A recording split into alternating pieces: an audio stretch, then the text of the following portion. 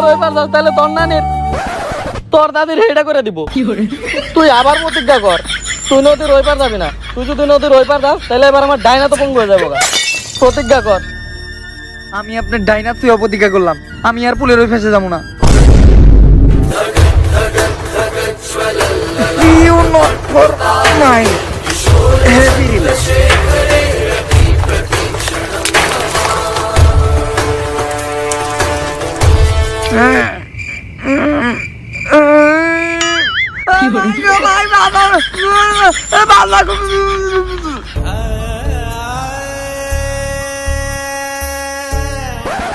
তোর নানিরে খালি কর না, এবার তোর নানিরে খালি কর। তোর আমি কতবার কইছি তুই নদীর ওই পার যাস না, তুই তারপর নদীর ওই পার যাস। এবার তুই তোর বাপের মাথা ধরে প্রতিজ্ঞা কর তুই আর নদীর ওই পার যাবি না। তুই যদি এবার প্রতিজ্ঞা ভাঙস তাহলে তোর বাপে এবার বুবা হয়ে যাবো। আচ্ছা আম্মা, আমি প্রতিজ্ঞা করলাম। আর হালার পো হালা, এবার যদি তুই প্রতিজ্ঞা ভঙ্গ করে ওই পার যাস আর তোরা জানি এবার না দেখি। জীবনে অনেক শখ ছিল আমি পুলের ওই পাশে যাবো, আমার শখ কি কোনোদিনও পূরণ হইব না? আমি কি কোনোদিনও পুলের ওই পাশে যাইতে পারবো না? আমার লোকে গেলে এমন হয় बचपन का प्यार मैंने भूल नहीं।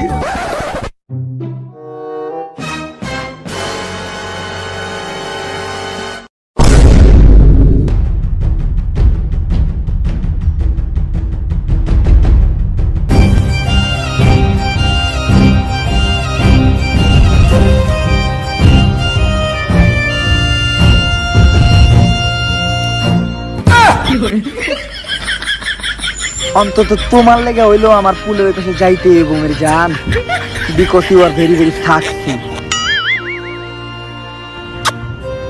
এইবার তো আমি ওই পাশে যাই আইসাম। জয় পরিমণি।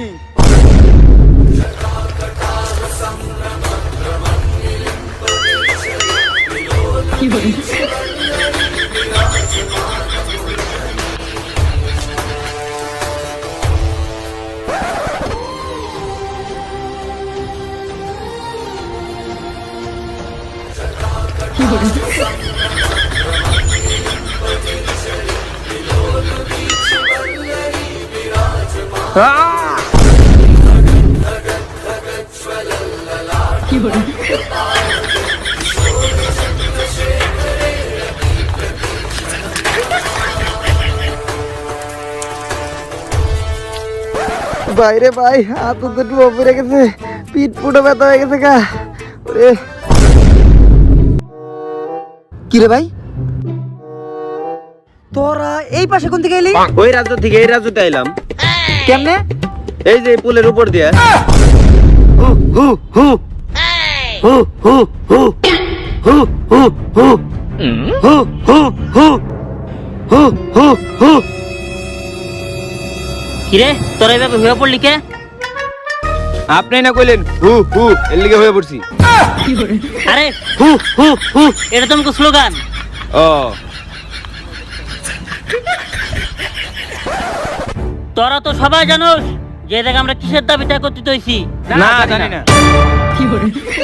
আচ্ছা তোরা তো তাহলে এটা জানোস যে এত বছর ধরে আমরা কিসের জন্য এই জায়গায় আন্দোলন করতেছি। না এটাও জানি না। আচ্ছা সমস্যা নাই, আমরা এই জায়গায় সবাই একত্রিত হইছি পরিমণির মুক্তির দাবিতে।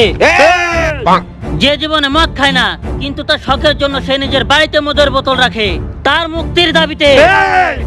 মাহিষ্মতি সাম্রাজ্যের যুব